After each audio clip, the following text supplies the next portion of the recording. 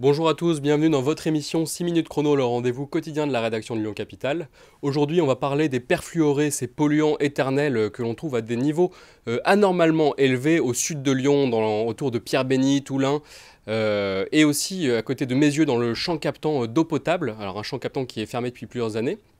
Pour en parler, nous recevons Cyril Isaac Sibyl, qui est député de la 12e circonscription du Rhône, qui est sur le territoire des communes polluées. Bonjour monsieur le député. Bonjour à vous, bonjour à vos éditeurs. Merci d'être venu sur notre plateau. On va rentrer dans le vif du sujet. Vos prises de position ont fait du bruit ces dernières semaines. Vous avez fait voter en commission un amendement pour reporter l'entrée en vigueur de la réglementation de ces perfluorés de 2024 à 2026. Les oppositions sont vives aujourd'hui, notamment des maires concernés par les pollutions. Pourquoi avoir fait voter un tel report ? Plusieurs choses. D'abord, les perfluorés, c'est un vrai sujet de santé publique, un vrai problème sanitaire. Problème sanitaire qui va sans doute durer plusieurs, voire plusieurs dizaines d'années. D'accord ? Donc c'est un vrai sujet qu'il faut prendre à bras le corps. C'est une pollution qui date de 40, 50 ans. C'est des PFAS, quand on parle des PFAS, c'est les perfluorés. On ne sait même pas actuellement combien il y en a. 5 000, 10 000, 12 000, 15 000, on ne sait pas. Les perfluorés, il y en a partout. Il y en a sur vos vêtements, sur vos chaussures, sur les meubles, pour imperméabiliser, sur votre poêle. Et en même temps, comme ils ont deux qualités, ils chassent l'eau et chassent la graisse. Donc ils sont utilisés de manière assez large. Et ça depuis 40 ans. Donc c'est un vrai sujet, c'est un sujet de société, c'est la même chose que les plastiques. Et c'est pour ça que moi je suis député Modem et le groupe Modem à l'Assemblée nationale, on porte ces sujets, que ce soit effectivement au niveau du Conseil scientifique et au niveau du Parlement. Nous, ce qu'on essaie, c'est d'avoir une approche scientifique.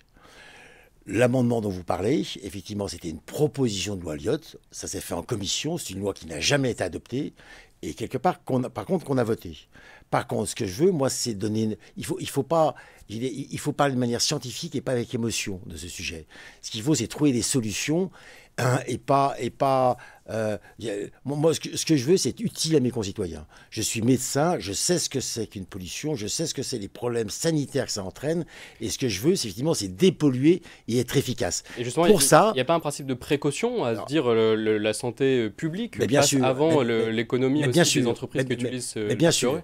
Par rapport à ça, par contre, c'est ce que je veux dire, c'est que c'est quelque chose dont on a conscience depuis 18 mois. Je suis le député que les journalistes sont venus voir. J'ai dit oui, je vous soutiens. J'ai attendu les résultats. J'ai interpellé le gouvernement. Il y a un plan PFAS en 6 axes qui a été décidé par le gouvernement après. Donc moi, j'essaye d'avoir des réponses concrètes. D'accord ? Maintenant, le principe des précautions. Quand on dit qu'on veut interdire les PFAS, qu'est-ce que ça veut dire interdire les PFAS ? Ça veut dire grosso modo que vous ne pouvez plus porter votre veste, que vous ne pouvez plus avoir de chaussures, que vous ne pouvez plus avoir de table. Moi, ce que je veux, il y a deux choses que je veux. C'est d'abord, c'est faire en sorte que le plus rapidement possible, les usines qui les utilisent ne les utilisent plus. Ça, c'est la première chose. Deuxième chose, les rejets, qui depuis 40 ans ont été considérables. C'était en tonnes qu'on chiffrait. Maintenant, on surveille tout ça et grâce à la préfecture, maintenant c'est en kilos.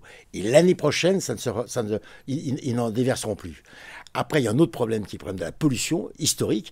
Actuellement, les PFAS qu'on retrouve dans les sols, c'est des pollutions qui sont là depuis des dizaines d'années. D'accord ? Et là, il va falloir dépolluer. Pour ça, il faut avoir un langage scientifique. D'abord, moi, ce que je te dis, et s'il vous plaît, messieurs les élus, parlons d'une seule voix. N'essayons pas de polémiquer sur un sujet dont tout le monde reconnaît l'importance. Mais pourquoi alors repousser ?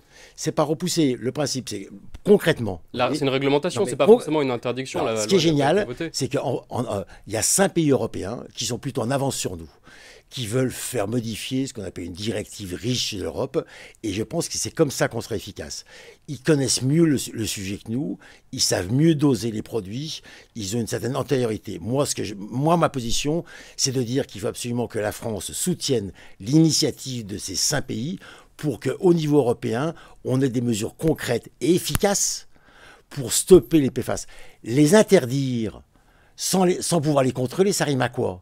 Les interdire pour ne pas savoir par quoi ils vont être remplacés, ça rime à quoi? Je rappelle qu'on a interdit les assiettes en plastique.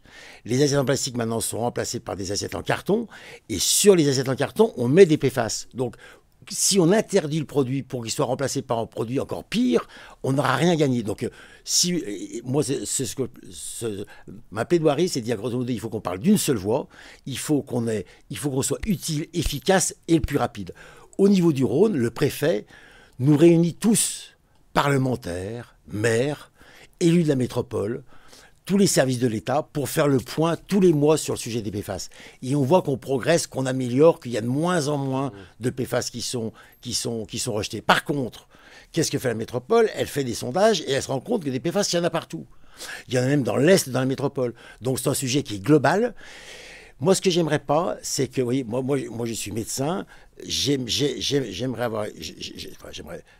réponse, une approche scientifique. On a traversé pendant 2 ans une crise sanitaire. Oui. Le pire, c'est que des personnes ne parlent pas tous de la même voix. Qu'il y ait des gens qui tirent d'un côté, qui tirent de l'autre. Devant ça, c'est nos concitoyens qui sont effrayés. Donc moi, c'est ce que je plaide, une solution, qu'on parle tous de la même voix, qu'on ne fasse pas de ce sujet un sujet polémique et qu'on trouve des réponses utiles pour nos concitoyens. Ce sera le mot de la fin, ça fait déjà les 6 minutes chrono. On le rappelle, hein, les risques sur les personnes qui pourraient consommer des produits pollués, c'est cancer, problèmes neurologiques, troubles de la fertilité, voilà, sur le développement des enfants. Alors, tous ne sont pas encore caractérisés. Voilà, merci de venir sur notre plateau. Il y a un site sur la préfecture qui dit, il y a un site PFAS où on donne qui référence, voilà, toutes les recommandations. Exactement. Merci encore d'être venu sur notre plateau, monsieur le député. Quant à vous, je vous remercie d'avoir suivi cette émission. Vous pouvez trouver plus de détails sur le site lyoncapital.fr sur ce sujet, sur les perfluorés. Je vous dis à très bientôt.